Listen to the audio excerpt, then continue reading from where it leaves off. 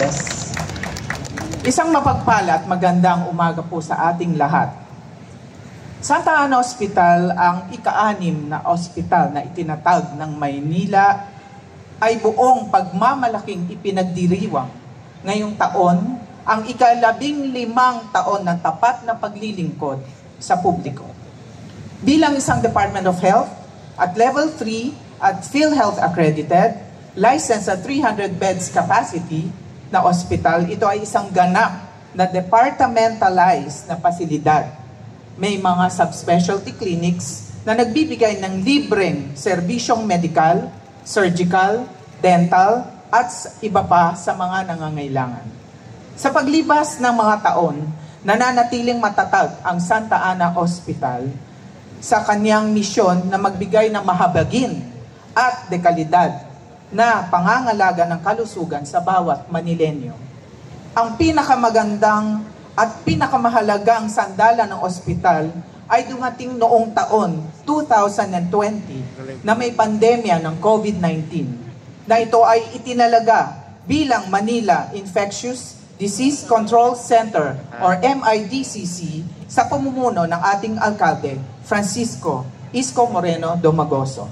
Naging pangunahing pasilidad ng lungsod para sa paggamot ng COVID-19.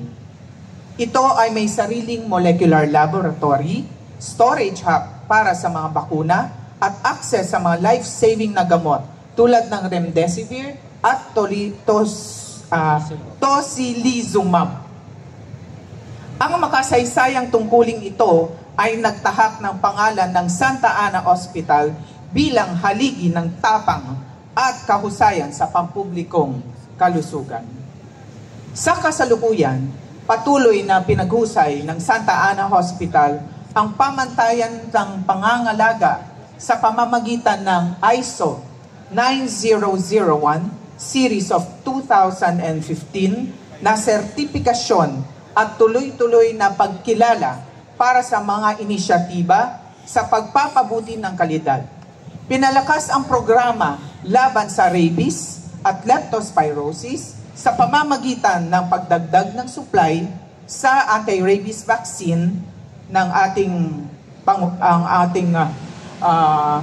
punong lungsod at pagbukas ng Manila Infectious Disease Control Center bilang leptospirosis ward.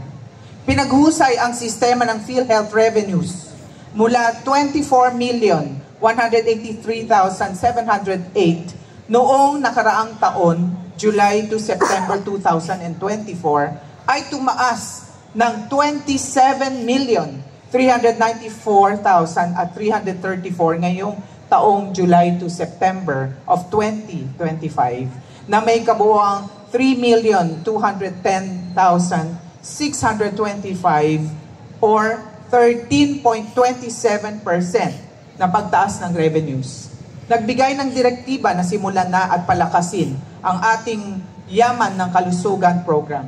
Nakatanggap ito ng ang ating Santa Ana Hospital ay nakatanggap ng maraming pambansang parangal, kabilang ang Best Level 2 Government Facility mula sa Philippine Hospital Association noong December 2024 at maraming pagkilala mula sa Philippine Society for Quality in Healthcare sa kanyang mga Gold at Silver Award-winning quality improvement studies. Ang Family Medicine Residency Program ay nakapaghubog ng mga pinakamahusay na manggagamot, nakapaglathala ng internasyonal na pananaliksik at nakuha ang pandaigdigang pagkilala. Kamakailan lamang, ginawaran ng Department of Health ang Santa Ana Hospital ng 98% na marka sa Integrated Hospital Operations and Management Program na nagpapatunay sa kanyang walang humpay na pagsusumikap para sa klinikal na kaluhusayan at matatag na pagtatalaga sa kalusugan sa kagalingan ng sambayanang Pilipino. Bukod dito, ang laboratory services ay nagkamit ng 3 stars rating. Ito ang pinakamataas na namithi ng isang LGU hospital ayon sa DOH NFSRB ISO 15189 Series of 2022 Readiness Assessment. Ito ay isa pang international na standard o pamantayan para maging globally competitive tayo na ayon dito sa ASEAN standards. Nauubusan tuloy. At syempre po, gusto ko pong ipagmalaki ang aking kapamilya, ang aking kapuso, ang aking kasama sa Santa Ana Hospital. Kami po ay handang maglingkod at magserbisyo na may ngiti at may puso. Magandang umaga sa ating lahat. Kami po ay 24/7, kaya kating-kati po sila kumanta at bumati sa inyo, Yorme, ng isang happy birthday. Ready? Happy birthday to you. Happy birthday, happy birthday, happy birthday to you.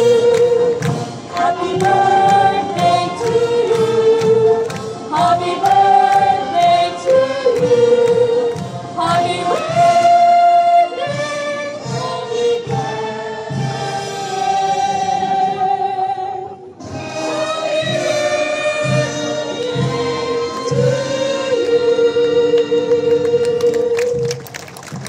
At ngayon, ang ating lahat na pinagkukuhanan ng bilang gabay, haligi at inspirasyon, ating minamahal na alkalde ng Maynila, Mayor Francisco Isko Moreno Domagoso.